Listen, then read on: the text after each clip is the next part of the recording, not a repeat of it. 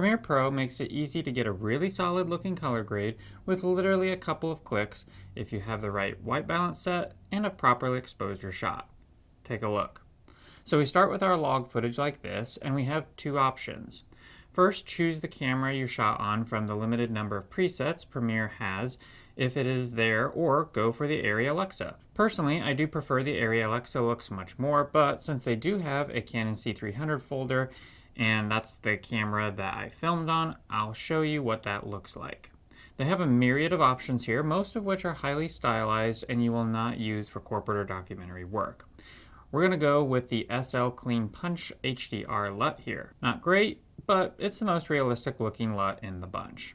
I show you that to you to show what the Arri Alexa version looks like and why I recommend just going for that. Here's the Arri Alexa SL Clean Punch HDR, and wow, does that look impressive already. Remember, all I've done is I've literally dragged my log footage to my timeline and applied the Arri Alexa SL Clean Punch HDR LUT found in Lumetri Presets, Speed Looks, Camera, Arri Alexa. By the way, an even faster way of finding this is to type Arri up in the search bar, and you'll quickly find this particular LUT, or preset, or whatever you want to call it. I'm going to refer to it as a LUT. Now this is slightly dark, but it's near perfect, and especially for a one-click wonder. These are shortcuts, for sure, and I know serious color graders will roast me in the comments saying this isn't real color grading, or one should never do this on serious work, but honestly, not every editor or project warrants a thorough color grade in DaVinci Resolve with a slew of nodes. Now I love DaVinci Resolve for color grading, and though I'm not great at it, it is one of my favorite parts of the post-production process, especially in Resolve, but that's not for every project.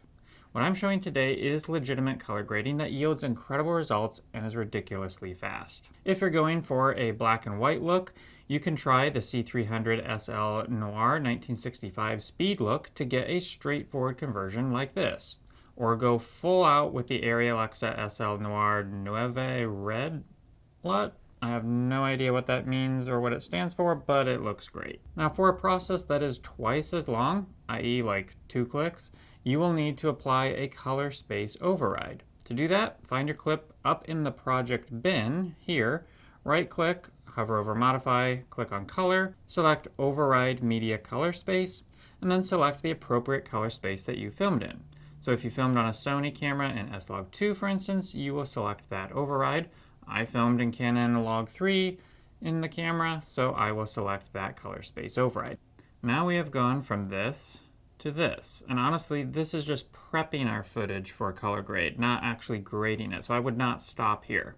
It's better than log, yeah, but it's too magenta-y in the skin tones, doesn't have enough contrast, and is consequently looking desaturated. So now go to your effects panel, click on Lumetri Presets, open up the technical folder, and since I shot this footage in 10-bit color, I'm going to select the legal to full range 10-bit. Boom, we get this look, which I would pass as usable. Color grading is always in the realm of personal preference, so ultimately you will decide if this is the end look that you want, or if you want to tweak it, you can go into the rest of the Lumetri color sliders and make your adjustments to customize it. Needless to say, this is a usable grade. It still has a lot of magenta for my liking and lacks the contrast that I personally prefer, so instead of doing the technical legal to full range 10-bit Lumetri preset, we could go into the cinematic folder and choose the Cinespace 25. I personally found this to be the best option of the bunch here, but you can play around with each one if you prefer. This has more contrast than the legal to full range LUT, and I like it a little bit better. If you want to push that contrast even more, instead of using one of the cinematic looks, I recommend going into film stocks and choosing the Fuji Eternal 250D Fuji 3510 at the top. This has some really good rich contrast, filmic colors, and is a solid grade, again, with only a couple of clicks. These film stock LUTs increase in contrast as you work down the list, so if you really want to push that and crush your blacks and push your whites, try the Fuji Real 500D Kodak 2393 LUT. Just to establish what we've covered so far, here are the last 3 LUTs that we've looked at side by side so you can see how they increase in contrast and alter the colors a bit. Again, all 3 of these start with that color space override, and then we're applying these presets. Now, if you happen to be looking for a black and white option, go into Monochrome folder and try the normal contrast LUT. This is a straight up black and white conversion of your footage.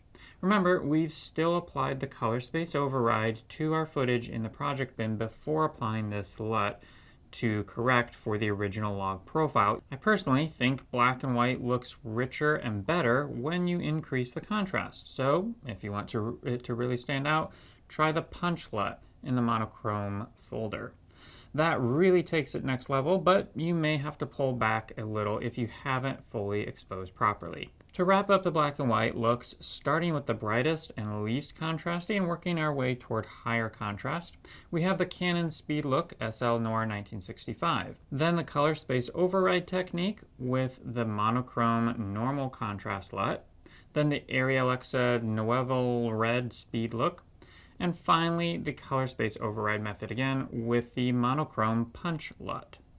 On the color side of things, starting with the least contrast to the most, we have the Canon Speed Punch Speed Look, which honestly doesn't look graded enough to me, and I'd recommend customizing further. Then the plain color space override, which again does not quite look graded enough. Now, the color space override with the legal to full range technical LUT applied is the first real version I'd consider having as a deliverable look. Then a color space override with CineSpace 25 looks even better with a richer contrast. Using a Fuji Eterna 250D Fuji 3510 is more stylized of a look, but still believable. The Real 500D Fuji 2393 goes a hair further. Finally, a simple Arri Alexa SL Clean Punch HDR Speed Look is the richest and best looking result in my estimation, reducing the magenta that was bleeding through all those other LUTs and giving rich, believable color, tone, contrast, and lightness.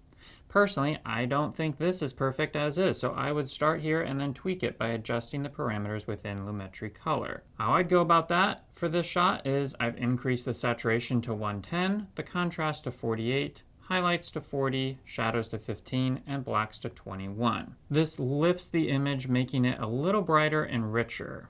In the color wheels and match section, I have also pulled the highlights a little to the warmer side to bring back some of that Canon warmth that I love.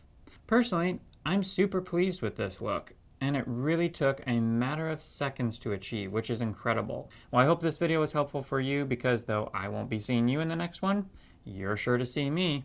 Rough.